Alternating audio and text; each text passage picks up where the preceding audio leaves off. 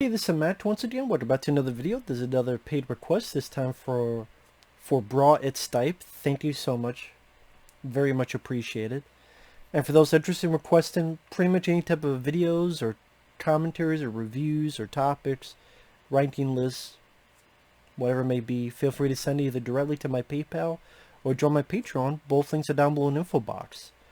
And this is for The Covenant from 2006, which I vaguely remember this film back in the day. I remember I had the trailer where you had "Save yourself," boom, da-na-na, "Save yourself." At least one of the trailers did it. I don't know which one. This is definitely a movie of its time. It begins with a different version of More Human Than Human from Rob Zombie. It's not the one when he did with White Zombie. It was a different version where more human than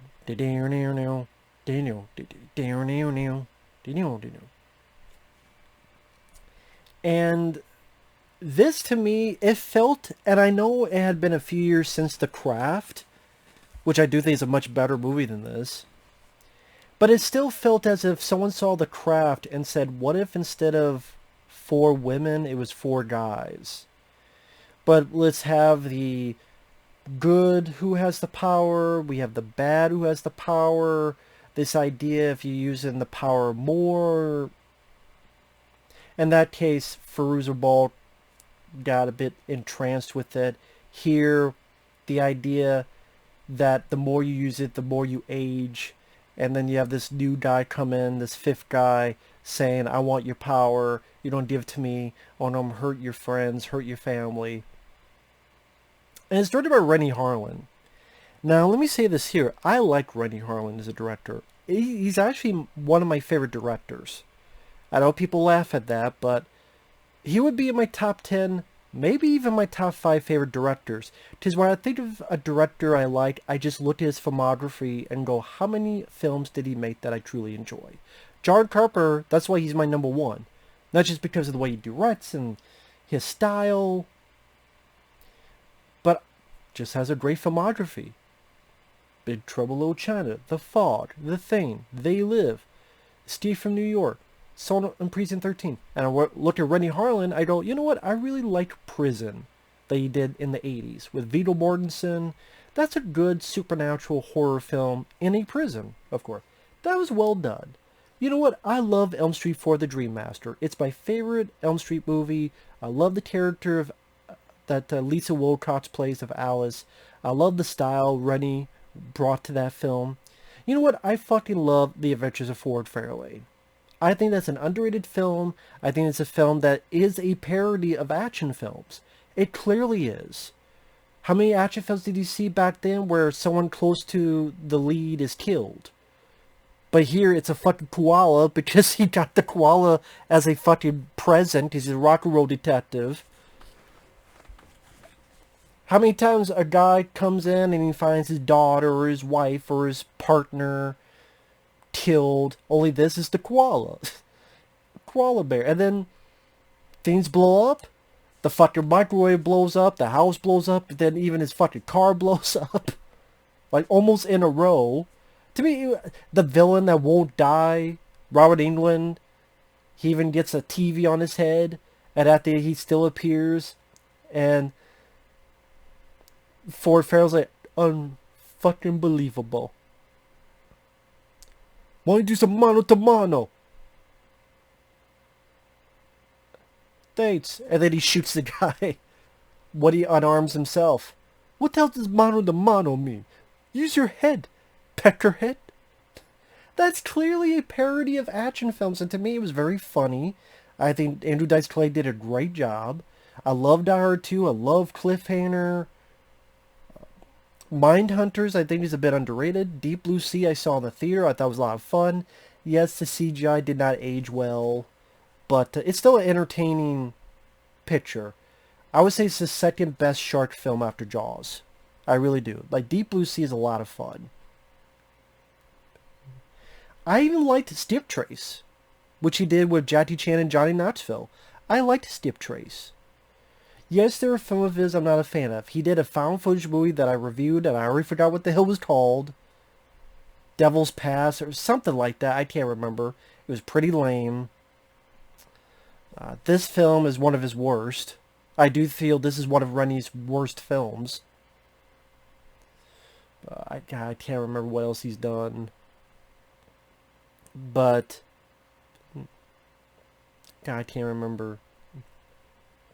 But this film, it's PG-13, very, very, very wooden acting, a lot of exposition.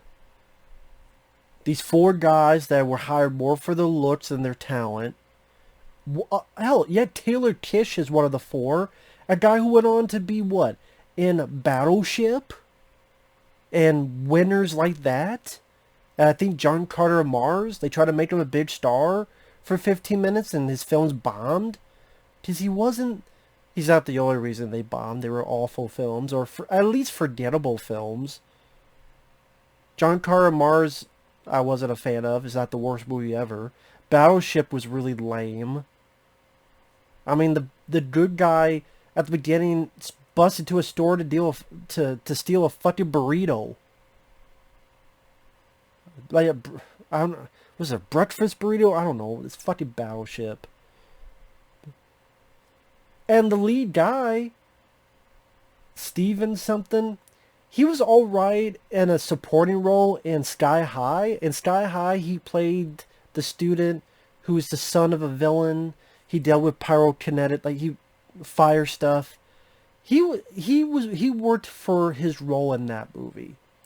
He does not work as a lead. I think he's the star of that show, The Expanse. I saw the first episode. More tolerable. He was more tolerable there than here, but still. But his four best friends, the young warlocks. So instead of female witches in the craft, four of them, you had four warlocks. And they have this power, but they don't use it much because the more you use it, you could get addicted to it. If you get addicted to it, you could become old. Which, there's not a whole lot of danger. They keep mentioning how dangerous that is. But that never really comes into play because they still use it quite a bit. At least the lead guy. And it's just... in the first 10 minutes, 5 minutes, the four of them are on a cliff and they jump into really bad blue CGI land. That's supposed to be the fog, mist. Looks crap. Like crap. They go to a party, they escape the cops, they drive off the cliff again to really bad CGI land. So the cops are chasing them, they drive off here. But then I guess they went around and they turn around and they drop right behind the cops. And then they drive away. Just to fuck with the cops. And then after they leave, cops find this one kid dead. And the lead is like, did you do it? Did you do it? No. Meanwhile, you had some new arrivals. This girl who's going to be the love interest. And this guy who's going to be our villain. Because he has the power too. He's played by Sebastian Stan. I think he's the guy they're trying to get for Luke Skywalker. And this new Star Wars stuff they're doing. I believe that's him. This is a fucking movie that at the end, the bad guy literally tells the good guy, how about I make you my wiatch? I sure started the review for that because that sums it up. How about I make you my wiatch? Instead of witch, bitch, biatch, wiatch. Any movie that has I'm gonna make you my wiatch is a fucking fail on the F scale of fuck. It just is. Or they're throwing balls at each other as if they want to be Dragon Ball Z. And it felt like a whole lot didn't happen for a while. When the students found dead, it's a lot of like introductions and exposition. Once in a while they throw in a random dumb scene. Like in the trailer, you see the bit where he sees the ghost of the dead kid, which I guess is called a darkling. And I'm like, what the fuck is a darkling? Is it related to Darkwing Duck? A darkling, I guess, just a dead kid. And I think, okay, is something going to come with it where that's going to get involved in the finale? No. Like, was it? I guess a darkling is just killed. But is that connected to anybody else who dies? Like, just see a ghost? Or is it only if you're killed by them, then that will appear? Does that ever appear to the bad guy as well? Why does that only appear to the lead guy? Why doesn't it appear to the other three warlocks? The other three friends? Why doesn't it appear to them as well? Why is his mouth like ready to be closed up like the Matrix when Smith did that to Neo? And all four of the leads are wooden as hell. And the movie's like, let's try to hang out with these guys. Oh, they flip a girl's skirt to see if she's wearing panties or not. Some random scenes, like these two guys, the lead and Taylor Kitsch, they taunt to each other. They're both in separate beds, with their shirts off, sweating. It's looked like something of a gay Cinemax movie.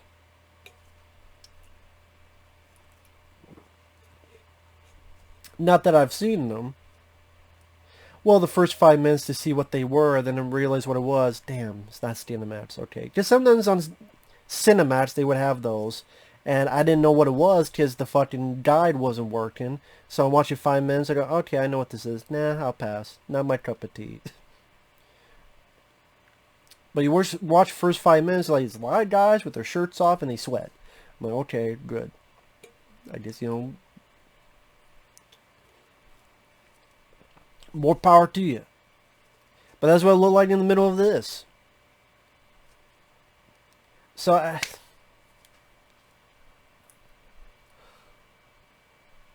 lot of exposition explaining what the four clans were.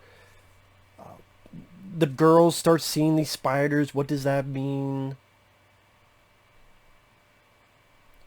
Who is doing this? Is it one of us? If it's not one of us, is there another? Oh, during a swim meet, I saw that guy use his power. It is him.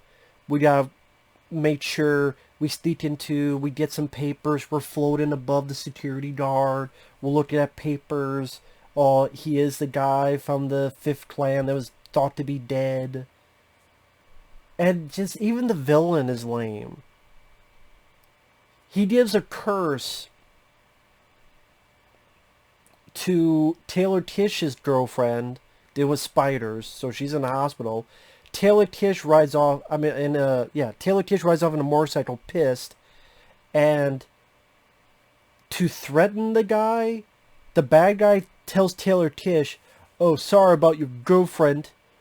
Come to save little Miss Muffet. Well, too late. The spider came up beside her and frightened Miss Muffet away." Like, this is intimidation? You're saying little Miss Muffet sat on a tuffet. And then you flip the guy's motorcycle over. And by the way, none of the lead characters die. Like, you have 4 of the warlocks. Taylor Kitsch gets in the hospital, but he'll be fine. The other 2 do nothing in the finale. They do nothing. They do nothing to help. They do nothing to... They don't do anything. So it's like, what is the point of these 2 guys? At least have them be cannon fodder to die. Like, nothing. They do nothing. They brought no personality. They brought nothing to the proceedings.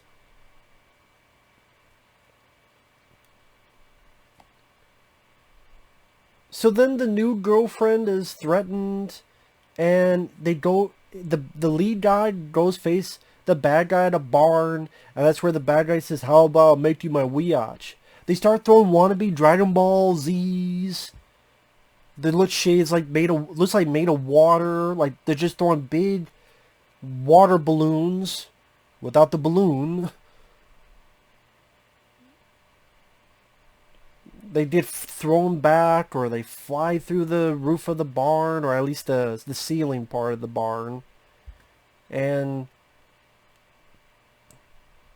then we've established the lead guy had a father who had used too much power. That's why he's so sickly. And the mom's going pretty much, "Kill yourself so that our son will live."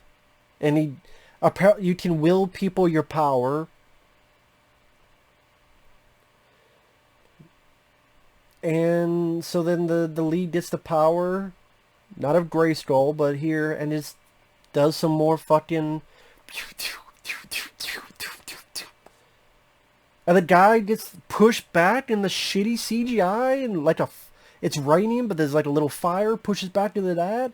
There's a shitty explosion, and the guy disappears. I guess for a potential sequel.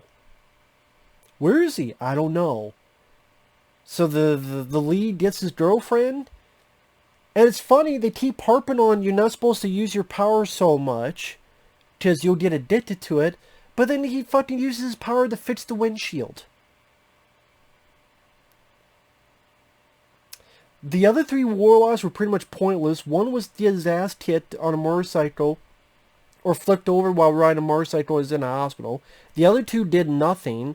Hell, their one job was to protect the lead guy's new girlfriend, and they failed at that. And it's PG-13, so there's not like you get any gore or nastiness or... The original Craft, I thought, had a bit of a better written character, especially the lead and the bad guy. She wasn't saying stuff like, "Welcome, Weotch."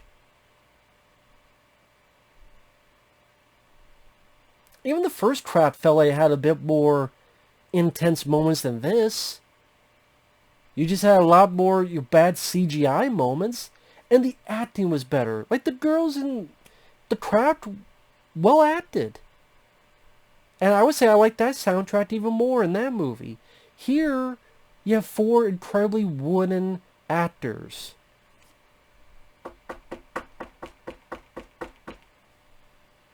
That's their acting. Their acting is literally...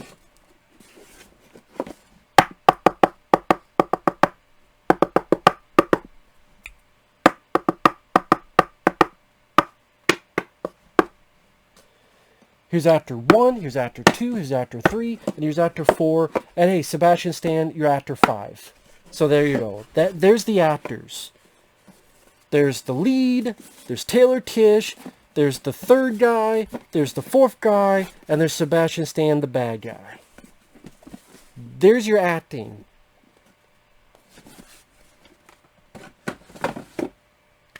There you go. Just... And again, even if you're going this for action,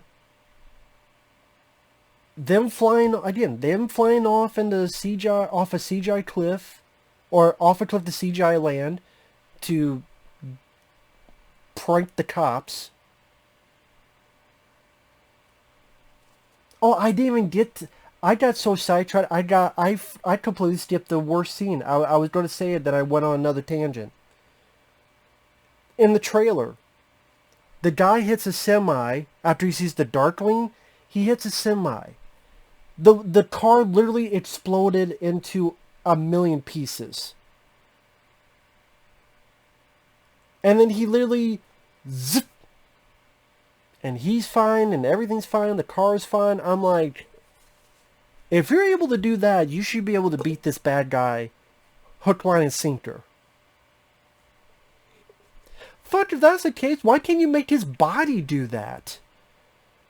If you're able... I mean, think about that. If you have the power to literally do that, can you do that to a body too? Like, the car exploded because of the semi, and then he gets these million pieces went just like that. I'm sitting there going,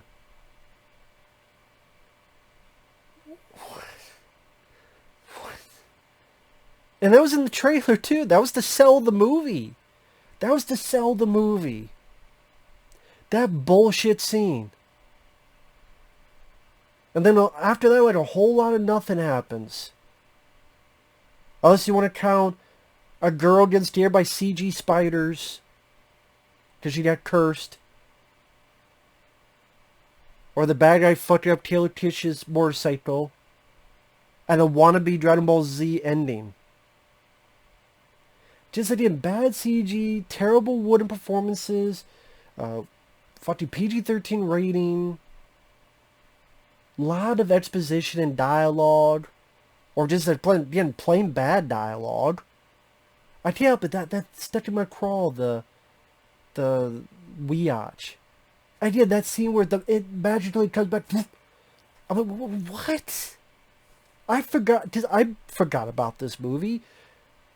And I'm like, oh, fuck, I forgot about that scene. Now I remember it. Yeah, it was even in the trailer. So yeah, if you like the film, to each their own. If you love the film, to each their own. This is easily one of Renny Harlin's worst films. Easily. Easily. I like Renny Harlin, but dude, I can't defend you for this one. I can't. I don't know what he was doing. I don't know if he took a long trip to the bathroom and someone else directed it, or it was an off day, or it was a Tuesday. I don't know what it was. I don't know what it was. But with that said, thanks for watching. Take care. We'll see you guys later. Bye-bye.